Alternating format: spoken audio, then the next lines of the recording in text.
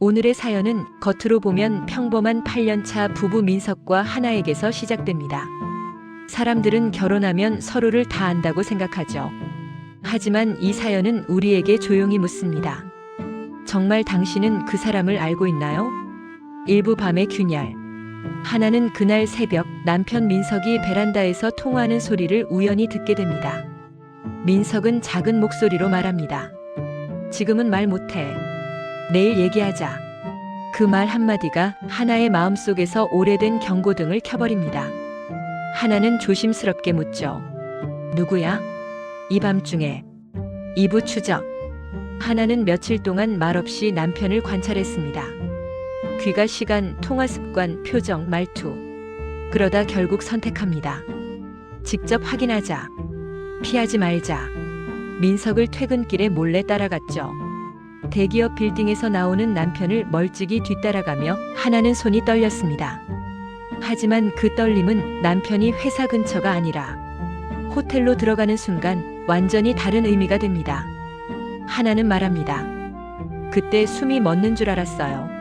저 문 뒤에 누가 있는지. 하지만 도망치면 내 인생에서도 도망치는 거니까. 하나는 일부러 호텔 로비에서 시간을 끌다 민석이 들어간 1603호 앞까지 조용히 걸어갑니다. 문이 열리는 순간 하나는 그대로 밀어붙입니다. 그리고 그 안에서 민석이 부축하고 있는 사람을 본 순간 하나는 세상이 무너지는 느낌을 받습니다. 그 사람은 하나의 친정엄마 선영이었습니다. 민석은 짜증 섞인 한숨과 함께 말합니다. 회사 사람이라고 했잖아. 제발 좀. 그날 이후였습니다.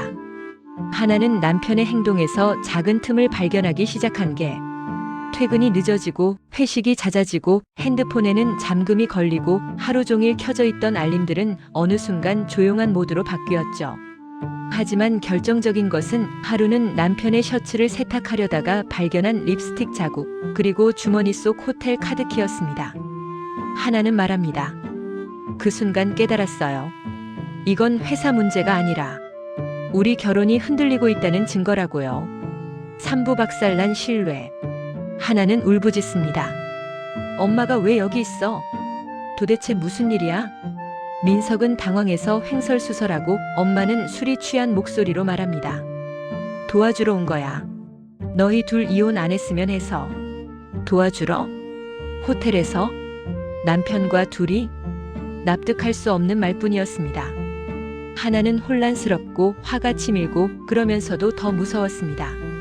내가 모르는 일이 엄마와 남편 사이에도 있었던 걸까? 사부 진실을 향한 선택. 결국 세 사람은 호텔 CCTV를 확인하기로 합니다. 하나는 말합니다. 이제 아무도 믿지 못하겠어. 결과로 말해줘.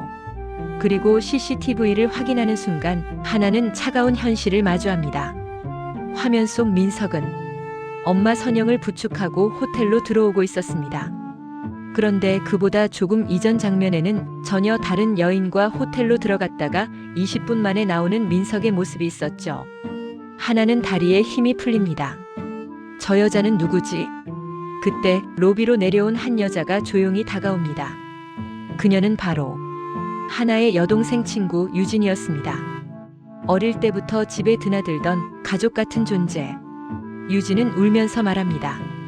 언니 미안해요. 정말 그럴 생각은 아니었어요. 하나는 그 자리에 주저앉습니다. 가족에게서, 남편에게서, 친구에게서 동시에 당한 배신. 그 순간만큼은 사람의 마음이 어떻게 얼어붙는지 몸으로 느끼게 되는 순간이었죠. 오부 2달 후, 그 후 2달 동안 두 사람은 상담소에도 가고 변호사에게도 조언을 구하고 떨어져서 지내기도 했습니다. 상담사는 말했습니다. 용서는 감정이 아니라 앞으로 상대를 다시 볼 수 있을지의 문제입니다. 변호사는 말했습니다. 증거는 충분합니다. 이혼을 원하면 가능합니다. 엄마는 울며 말했습니다. 내가 너무 개입한 건 아닌지, 내 인생까지 망칠까봐 겁난다. 그러는 사이 하나는 스스로에게 묻고 또 물었습니다. 정말 이 사람과 끝낼 준비가 되었는가? 6부 마지막 선택. 다시 집으로 돌아온 날 두 사람은 식탁에 마주 앉았습니다. 테이블 위에는 변호사가 건네준 이혼 서류, 그리고 민석의 결혼 반지가 놓여 있었죠. 민석이 먼저 말합니다. 결정했어? 하나는 천천히 숨을 들이쉬었습니다. 응. 이혼은 하지 않겠어. 민석의 눈이 커집니다. 하지만 하나는 덧붙입니다. 그렇다고 우리가 예전으로 돌아간 건 아니야. 나는 이제 너를 남편이 아니라 다시 처음부터 알아가야 할 한 사람으로 볼 거야. 민석은 울먹이며 말합니다. 기회를 한 번만 더 줘. 하나는 고개를 끄덕이며 말합니다. 기회는 내가 주는 게 아니야. 내가 앞으로 만들어가는 거야. 그리고 하나는 조용히 말합니다. 우린 지금 시작하는 거야. 두려움이 아니라 진실로. 사연을 보내온 하나는 마지막에 이렇게 적었습니다. 사람은 변하지 않는다고들 하죠. 하지만 저는 아직 남편에게 변할 기회를 주기로 했어요. 사랑 때문이 아니라 제 인생을 제가 선택하고 싶어서입니다. 그리고 이렇게 끝맺습니다. 당신이 모르는 밤이 내 가족 안에도 있을 줄은 몰랐어요.